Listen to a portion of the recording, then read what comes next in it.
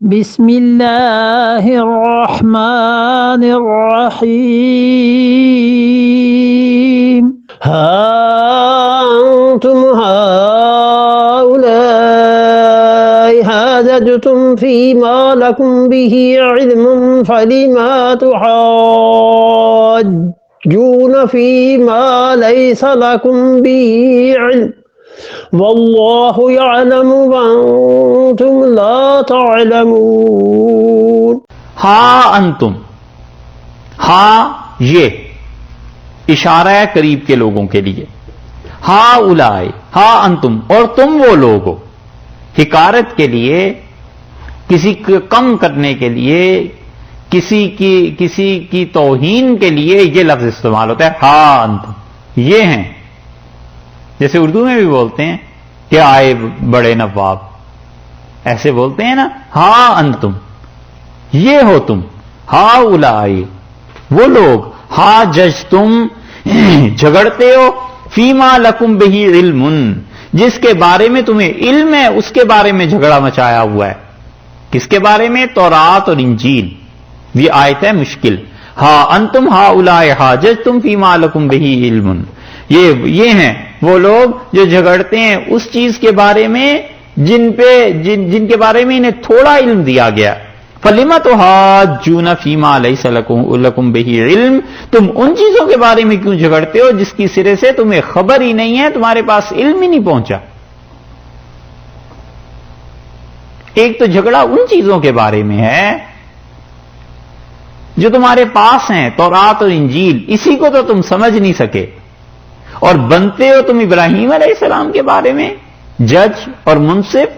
فَلِمَ تُحَاجُّونَ کیوں تم جھگڑتے ہو فیما اس چیز میں لَيْسَ لَكُمْ بِهِ علم جس کے بارے میں تمہیں علم ہی نہیں ہے، حضرت ابراہیم علیہ السلام کے اصل دین کے بارے میں، واللہ یعلم اللہ ان چیزوں کو جانتا ہے، وانتم لا تعلمون تمہیں علم نہیں ہے۔ اوپر فرمایا ہے عقل نہیں ہے، کیونکہ دلیل عقلی دی نا کہ ان کے بارے میں کیوں کہتے ہو، یہ تو مذاہب بعد میں شروع ہیں، یہاں علم کے بارے میں کہا کہ تمہیں تو علم ہی نہیں ہے بھائی، یہ جو تھوڑا سا علم ہے یہی نہیں سنوارا، تورات اور انجیل کا وہ بھی ناقص علم، تو تمہیں حقیقی علم پتا چل جائے تو تم اس کے بارے میں پھر کیا کرو گے؟ اس لیے پتا چلتا ہے کہ علم کے ساتھ ظرف بھی ہونا چاہیے،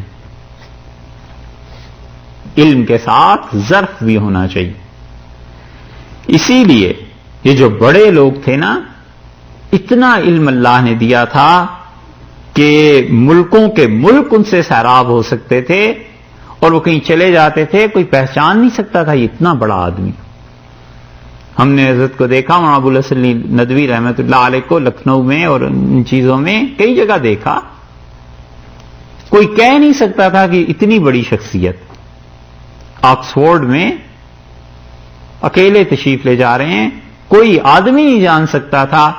کہ یہ اتنی بڑی شخصیت ہے جس کے جوتے بادشاہ سیدھے کرتے، کچھ نہیں، وہی لکھنؤ کا چوڑے جو پانچے ہوتے ہیں اس کا پاجامہ اور ایک کرتا، اور بس وہی ٹوپی سر پہ، بس کسی کو پتا نہیں تھا کہ اتنے بڑے بڑے لوگ ہیں۔ علم کے ساتھ ظرف تھا نا، کوئی اظہار نہیں، کوئی ایسی چیز نہیں، کوئی چھلکاؤ نہیں کہ ہم نے اتنا کچھ بھی نہیں، مٹے ہوئے لوگ تھے۔ نتیجہ یہ نکلا کہ اللہ نے ان لوگوں سے کام لیا۔ اللہ کی عادت ہے کہ اللہ چھوٹے چھوٹے لوگوں سے ہی کام لیتا ہے اور کام انہیں بڑا بناتا ہے، سمجھے؟ آدمی کام کرتا ہے پھر بڑا بنتا ہے، اور جو پہلے دن طے کرتا ہے نا کہ پہلے میں بڑا بن جاؤں اور پھر کام کروں گا، تو کبھی کبھی خدا بڑا تو بنا دیتا ہے لوگوں کی نظروں میں، مگر کام وام نہیں لیتا۔ کام اللہ انہی لوگوں سے لیتا ہے جو چھوٹے بھی ہوں، اپنے آپ کو چھوٹے سمجھیں، حقیقت میں چاہے وہ کتنے ہی بڑے ہوں، مگر جب تک آدمی اپنے کو چھوٹا سمجھتا رہتا ہے، عافیت خیر میں رہتا ہے، خدا کی طرف سے حفاظت ہوتی رہتی ہے، اور جب وہ سمجھتا ہے کہ میں بہت بڑا ہو گیا ہوں تو اللہ لوگوں کے سامنے دکھا دیتا ہے کہ بڑا سمجھ رہا تھا، ہم نے کوئی کام نہیں لیا، برکت اٹھ جاتی ہے۔ اللہ نے فرمایا ہے انتم لا واللہ یعلم وانتم لا تعلمون، تمہیں تو علم ہی نہیں ہے، تمہیں کیا معلوم ان چیزوں کا۔